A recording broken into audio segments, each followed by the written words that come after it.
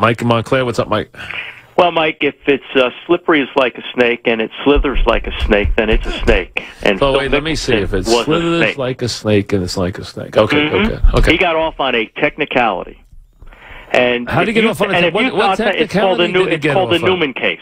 What technicality did he get off on? If you think that a guy who had 250 G's in a portfolio then poured $2.5 million into one company, and then a week later sold it, okay?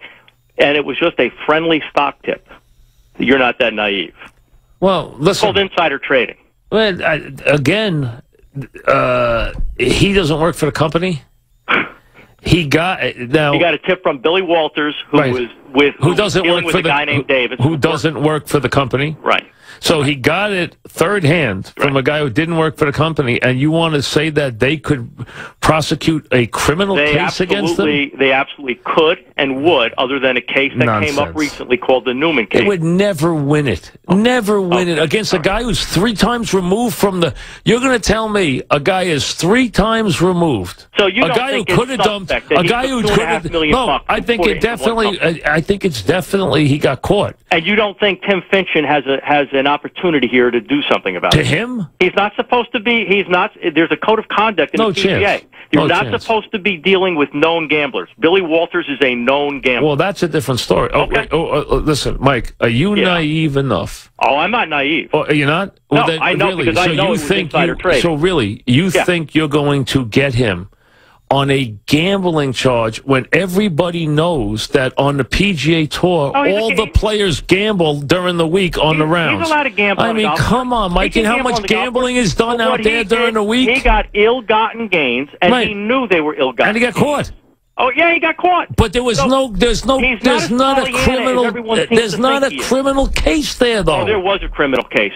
And if it wasn't for this case, it's not a criminal case, Mike. You're ridiculous. Mike, the reason they didn't take him down is because they couldn't take him down. Oh, Mike, they would have taken him down in a second if they could have.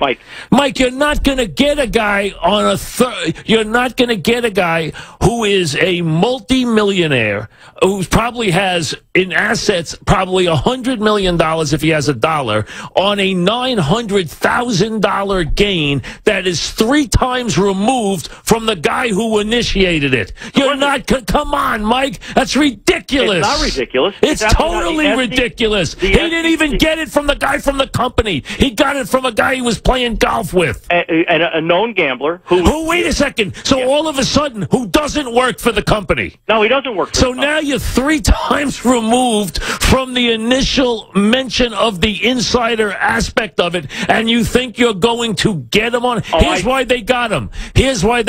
Because it is not legal. It is considered to be ill-gotten gains as far as the trading stocks is concerned. If you do anything that is outside the realm of is considered consistent trading. Here is a guy who does not trade stocks, who does not have a big portfolio. He is worth a fortune. He has a $250,000 portfolio. So that's no money. That's no money. All of a sudden, he makes a trade twice in a week when he never trades stocks. So it stuck out like a blaring light. And he gave the money back.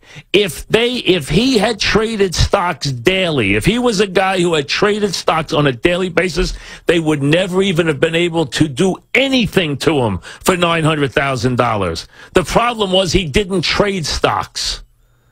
So he did trade a stock. And you know what? He didn't try to corner the market because Phil Mickelson could have bought $100 million worth of that stock if he wanted to. He bought $2 million worth of the stock. And yes, he made a profit on an insider stock tip, of which 9 out of 10 people would have made money on a stock tip because he got it from a guy who didn't even work for a company. So now you're going to say it's illegal that he got it from a gambler. That's your point. Not that he got it from the guy. Well, then it's not insider trading that you're talking about.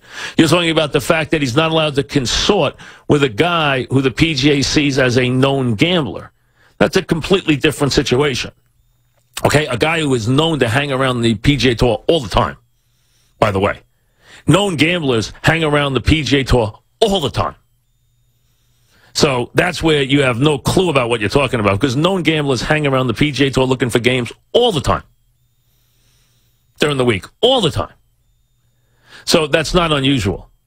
Number two, you got him on, listen, you have to have propriety in your trading. Everybody does. So the fact that he had to give the money back, I totally agree. He should have given the money back. The fact that he paid a fine or paid a quote-unquote interest on the money he gained, fine. He should pay that too.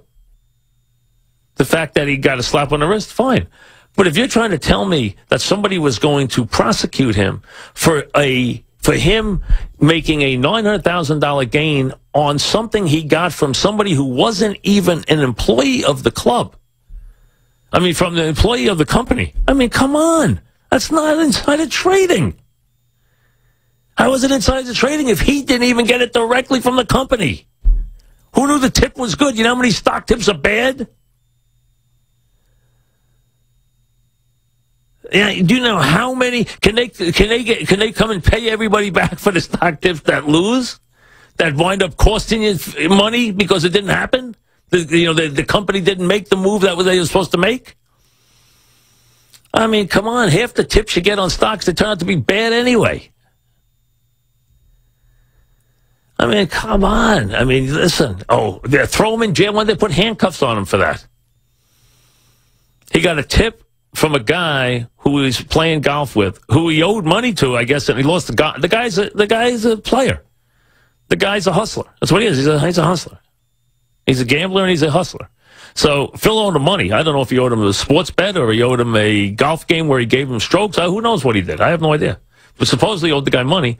The guy gave him a stock tip. Phil acted on the tip, but what Phil did is considered to be illegal in terms of the propriety of trading stocks. You're not allowed to do that. But Phil didn't get anything directly from anybody. Did he know the guy who ran the company? Yes, but the guy who ran the company didn't give him the tip. The other guy did. So I don't have any problem with anything that happened. I don't have any problem with the government coming in and taking the money back. I have no problem with that. It was ill-gotten gains.